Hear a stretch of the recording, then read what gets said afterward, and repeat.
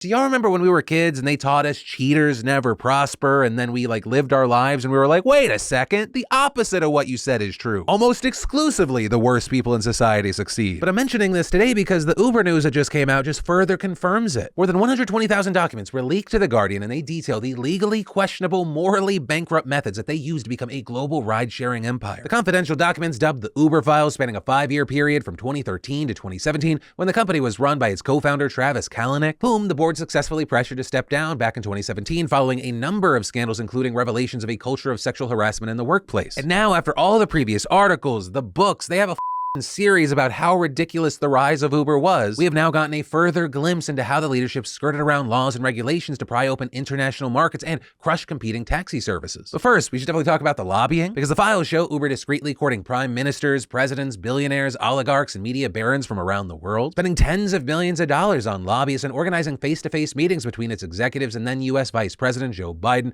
then French Economy Minister Emmanuel Macron, and more. And with these, at least 6 meetings with British Tory cabinet ministers were undeclared, which falls in kind of this legal gray area. Also with Macron, he personally texted Kalanick and secretly helped the company by brokering a deal with his opponents in the cabinet. We also know that Uber artificially lowered its prices to drive competitors into the ground in foreign cities before raising them again, doing that by providing subsidies to drivers, in some places paying as much as 90% of their hourly earnings, which basically rendered its service free, which we saw in response to this protest erupting from taxi drivers in Paris back in 2016. And we've now learned in response, Kalanick ordered executives to encourage Uber drivers to stage a counter-protest. And when his team warned him that extreme right thugs might attack their drivers, Kalanick persisted, saying, "I think it's worth it. Violence guarantees success." And one former senior executive telling The Guardian that was part of a strategy of weaponizing drivers and exploiting violence to keep the controversy burning, with that seemingly repeated across Europe in countries like Belgium, Spain, Italy, the Netherlands, and Switzerland. We also saw the company taking advantage of one particular incident in which masked men turned on Uber drivers with knuckle dusters and a hammer in Amsterdam, with Uber trying to use that to earn concessions from the Dutch government. You've also got the files revealing how Uber played a game of legal cat and mouse with the authorities, because in the documented words of one of the senior executives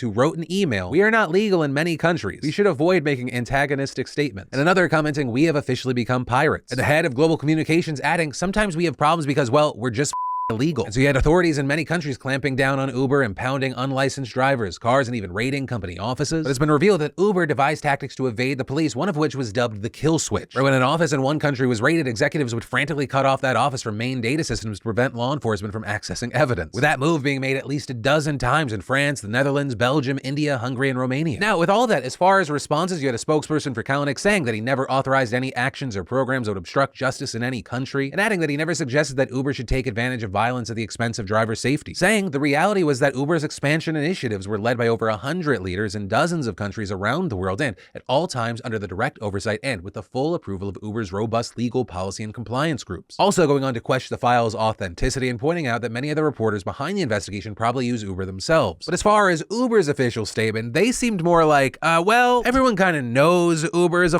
up situation, but we're on new Uber now. With Uber's senior vice president of public affairs responding with, "There has been no shortage of reporting on Uber's mistakes prior to 2017. 5 years ago, those mistakes culminated in one of the most infamous reckonings in the history of corporate America. That reckoning led to an enormous amount of public scrutiny, a number of high-profile lawsuits, multiple government investigations, and the terminations of several senior executives. It's also exactly why Uber hired a new CEO who is tasked with transforming every aspect of how Uber operates." And noting that the CEO was guided from the start by the recommendations of Eric Holder, a former U.S. Attorney General hired by the company to investigate and overhaul our business practices. When we say Uber is a different company today, we mean it literally. 90% of current Uber employees joined after Dara became CEO. Or so essentially they're saying, hey, yeah, it's still the same ship, but over the last 5 years, we've replaced piece by piece of the ship where 90% of it's now new. So is it really the same ship? Yes and no. But ultimately, that's where the story ends for now, though more details could emerge. But let's be honest, nothing's gonna happen because they lied to us as children. Cheaters never prosper, ...